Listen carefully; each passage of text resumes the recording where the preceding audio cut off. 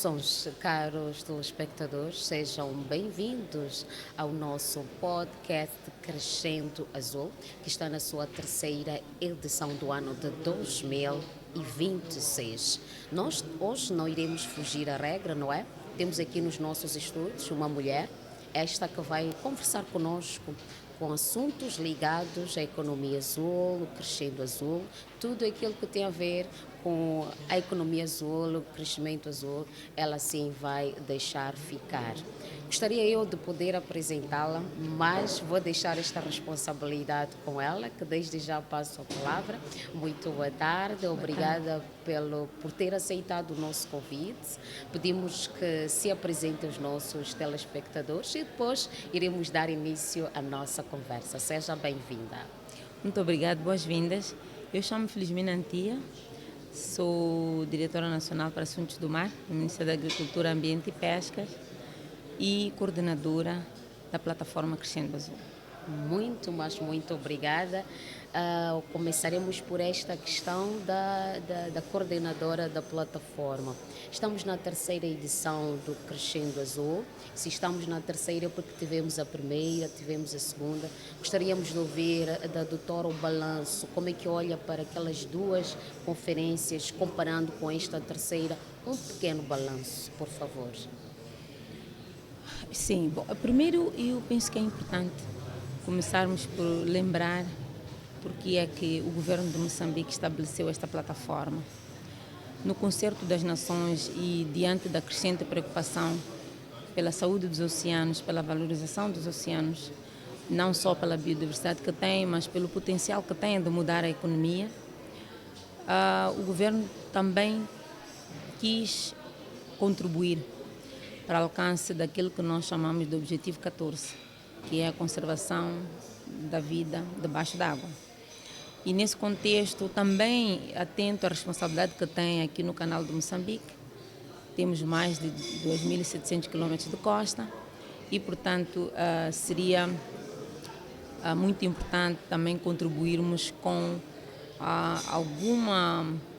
algo que pudesse juntar os países que compartilham esta parte do oceano para um objetivo comum. Nessa perspectiva, portanto, Moçambique também estabeleceu esta plataforma que desde a primeira edição ela foi muito bem aceita na região, como um ponto de encontro, mas um ponto de encontro de todas as iniciativas regionais, começando pelas nacionais e regionais, cujo objetivo e foco é o oceano, no sentido de reverter o cenário atual de degradação, mas também de ir buscar aquilo que é o potencial econômico que pode ser explorado de maneira sustentável, tendo sempre presente as comunidades costeiras, que são as primeiras que têm um impacto, seja positivo ou negativo, daquilo que é a utilização sobre este recurso mar.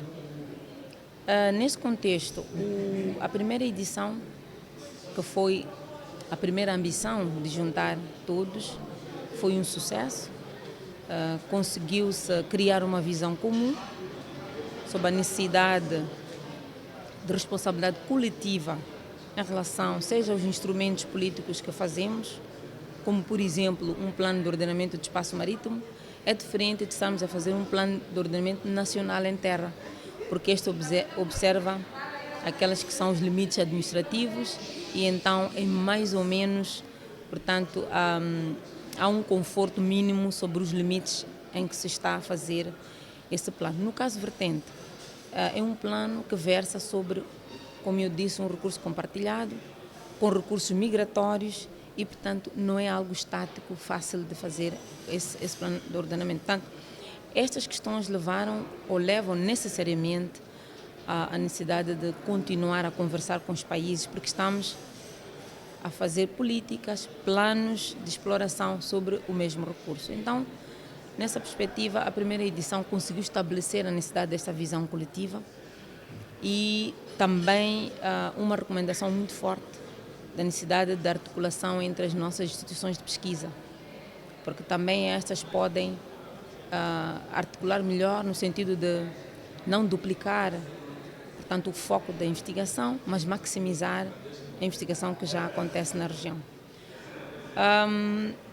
Por outro lado, seguindo para a segunda edição, que teve muito foco na saúde do oceano. A segunda edição, o maior, eu diria, objetivo era mesmo olhar para os desafios que o oceano enfrenta neste momento, desafios de conservação, desafios da sua própria existência. Olhar para a questão do lixo marinho, a questão da acidificação dos oceanos, a questão da degradação dos corais, da pesca ilegal e de todas essas formas nocivas, incluindo a utilização crescente daquelas atividades com alto potencial de poluição, como seja hidrocarbonetos, petróleo, gás, mineração costeira, etc. Então, a segunda edição olhou para a saúde. O lema foi investir na saúde do oceano e investir no nosso futuro. Portanto, houve essa consciência também de que qualquer medida que formos a tomar não só deve ser coordenada, mas tem que ter, em primeiro lugar, a verificação do impacto que temos. Não é só Moçambique que está a descobrir o petróleo e o gás. Como disse, estamos na mesma região do Oceano Índico Ocidental e, portanto, a nossa planificação ambiciosa é de crescermos. Por outro lugar, nós temos o Canal de Moçambique como um dos pontos mais importantes de tráfego marítimo internacional. E, portanto, também era preciso, à medida que levamos a necessidade do transporte marítimo passar a ser uma opção, que nós chamamos de estrada azul, mas também era preciso ver como é que ela se pode fazer de forma sustentável. E desta forma, compromissos como a descarbonização do transporte marítimo foram assumidos, para que também os portos sejam azuis, também o transporte marítimo comece a fazer essa transição. Então, na segunda edição tivemos esta grande consciência coletiva, não que cada país não tinha, mas que era preciso termos plataformas conjuntas de trocar informação e também implementar ações mais interventivas também. Por outro lado, e uma das coisas que a segunda edição teve, no caso de Moçambique, foi, e eu diria dos outros também, é que ela realizou-se numa altura em que já havia a estratégia africana da economia azul. Foi aprovada em 2019.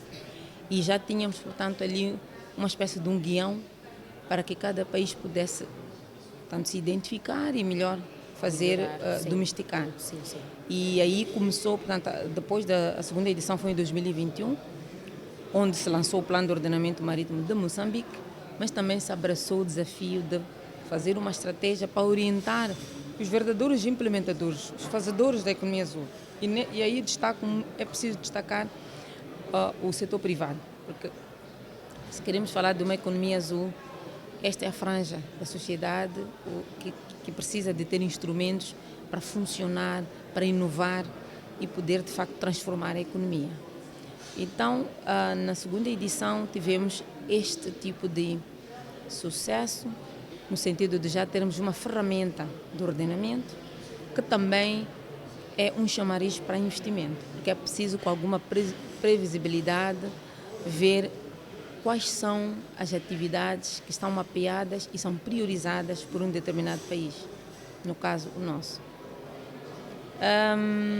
Se seguirmos em frente também, como resultado da segunda edição, tivemos a estratégia de ordenamento, a estratégia de economia azul, que já vinha fazer, portanto, um empacotamento geral, eu podia chamar, porque a estratégia de economia azul ela tem uma visão de transformar os recursos marinhos, tanto do mar como das águas interiores, em fonte de segurança alimentar, de renda, mas, acima de tudo, fazer uma ligação para que cada um aconteça em sintonia com o outro. Eu iria dar um exemplo, por exemplo, nós temos a questão do lixo marinho. Nós estamos sempre a dizer que o lixo marinho não é anfíbio, ele não nasce no mar, é trazido. Sim.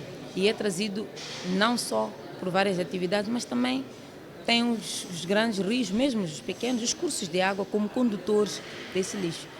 E os condutores no caso estamos a falar dos recursos hídricos, eles também são sujeitos a atividades que acontecem em terra no seu geral.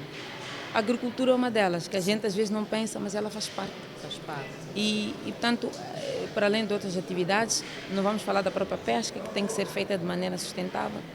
Hoje já se diz que as redes fantasmas são um grande mal.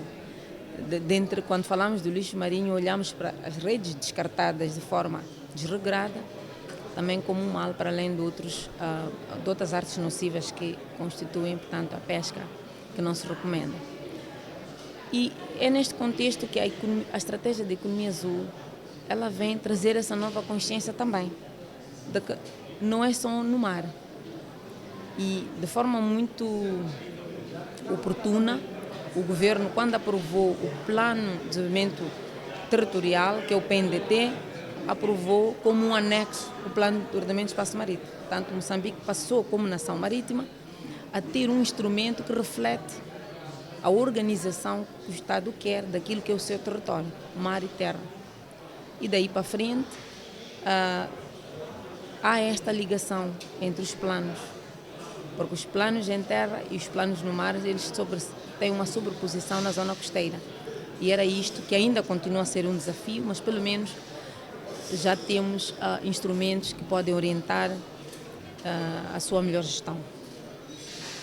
Neste percurso em que se vai fazendo a implementação da estratégia, dois aspectos talvez possam ser importantes. Um é que o Estado também criou um mecanismo para, de forma permanente, mobilizar recursos para a Agenda Nacional Azul. E falo do ProAzul, do Fundo de Desenvolvimento da Economia Azul. Este que tem a tarefa de pegar esses instrumentos, domesticá-los junto dos visados e acompanhar o país nesta transição, que ela tem custos de formação, implementação de iniciativas que possam ajudar a resiliência costeira, por exemplo, outras formas alternativas de reduzir a pressão sobre o mar, tem acompanhado a aquacultura, a reciclagem, uma série de coisas. Então, aqui, para dar corpo ao que a estratégia diz, temos um braço também financeiro. Por outro lado, também o governo aprovou aquilo que se chama de portfólio de projetos azuis. E este portfólio também sinaliza iniciativas importantes que podem mobilizar o setor privado e qualquer cidadão para encontrar atividades sustentáveis, atividades de renda, mas que sejam menos impactantes, tanto no meio marinho como no meio aquático no geral. E com estas duas, tanto o mecanismo, que é o ProAzul, e este portfólio, e outras iniciativas que vêm particularmente de organizações da sociedade civil que têm ajudado o governo na prossecução dessa agenda de governação oceânica sustentável, temos uma série de projetos, um deles que foi integrado aqui pela forma como tem agido no contexto em que me vou referir, que é a 4ª Conferência da Biodiversidade Marinha. Ela tem sido, portanto, um mecanismo ou um parceiro para ajudar, portanto, a implementar a agenda nacional. E é por isso que agora, na 3ª edição, que esta se realizou sob o lema Futuro Azul, acelerando a sustentabilidade econômica, nos atrevemos como setor a trazer, portanto, já o elemento economia para a conversa. Porque entendemos que agora temos que nos desafiar a assegurar um futuro azul. Já houve algum crescimento em termos de visão, em termos de instrumentos, então agora sentimos que esta era a edição que devíamos falar da economia. Como é que podemos transformar isto tudo em riqueza? Em riquezas, muito bem. Para transformar isto tudo em riqueza é preciso apostar na formação, nas carreiras azuis. É preciso também continuar a mapear não só novos modelos de financiamento, mas como viu aqui, também novas abordagens que a ciência vai nos dizendo sobre aquilo que está a acontecer no mar como efeito das nossas atividades. Esta semana em particular para o setor tem sido uma semana de festa, porque nós tivemos, na segunda-feira, tivemos o Dia Mundial dos Oceanos, que também teve um tema muito sugestivo, que foi reimaginar, para além do que conhecemos, não é uma nova forma de nos relacionar com os oceanos. E é mesmo isso, depois de tudo dito e tudo feito, será que funcionou? Será que já podemos nos imaginar uma forma de estar? Será que cada um que vai à praia, quando tem uma garrafa, tem algo que sabe que não é degradável, tem a responsabilidade de usar e levar consigo? Como é que nós medimos este tipo de responsabilidade? Exatamente. Sim, sim. E é isso, no final do dia, uma conferência como esta, ela é um termômetro para nós irmos medindo até que ponto as intervenções, as ferramentas que o governo cria, as iniciativas da sociedade civil, que efeitos estão a ter e como é que elas se cruzam a todo o tempo. Então, é uma família grande, cuja vontade portanto, a cooperação nacional e internacional em prol dos oceanos. Por isso mesmo é que, dentro da temática permanente do Crescendo Azul, nós temos o combate à pesca ilegal, não reportada e não regulamentada. E como testemunharam aqui, portanto, um dos eventos mais altos históricos foi a inauguração do edifício sede do Centro de Monitoria, Controle e Vigilância da Pesca na região. Moçambique, em reconhecimento deste cometimento que tem tido nessas matérias, foi selecionado para acolher este centro. E mobilizaram-se recursos na região e com parceiros e tivemos este sucesso, que é ter um ponto onde os países trocam informação credível e podem planear intervenções de maneira muito mais séria em tempo real. E isto também desencoraja toda a atividade ilegal que nós estamos a assistir. Porque antes podiam fugir do sistema de Moçambique, do sistema de Madagascar, do sistema da África do Sul, mas neste momento há um ponto onde esta informação se comunica. E isso, pelo menos também, ainda que estando no início de implementarmos esta abordagem muito mais próxima em termos de partilha e intervenção, mas já é algo que, portanto, mostra o cometimento da região de combater este mal. E foi com muita satisfação que testemunhamos aqui a União Africana, na pessoa do presidente da Comissão da União Africana, veio para testemunhar este grande marco. O secretário executivo da SADC esteve aqui, a quem o presidente da República, Sua Excelência Daniel Francisco Chapo, entregou tanto o centro e mostrou que estamos aqui para continuar no que for preciso nesta cooperação regional contra a pesca ilegal, não reportada e não regulamentada. Uma coisa que é importante do centro é que no processo de vigilância, monitoria da pesca, estamos a monitorar o oceano e também estamos a ajudar o processo de criação de mecanismos para a sua melhor gestão. Muito obrigada, doutora. Gostaríamos nós de poder continuar a nossa conversa, que já estava muito próxima. Queremos agradecer pela sua presença, não é?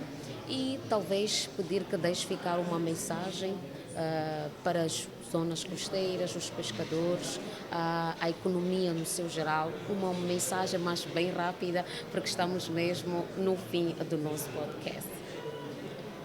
Bom, a mensagem é que cada uma das iniciativas ou intervenções que se façam no oceano, seja a que nível for, tenham em conta a necessidade da sua conservação, tenham em conta o facto de os benefícios que este oceano nos dá só pode continuar a fazer para a nossa segurança alimentar, para a criação também de empregos e etc., se ele estiver saudável. Então, queremos mesmo é que a noção de que é uma responsabilidade coletiva, nacional, regional e internacional. Doutora, muito obrigada. O nosso podcast para por aqui. Muito obrigada pela sua companhia. Nós voltamos assim que for possível. Até já.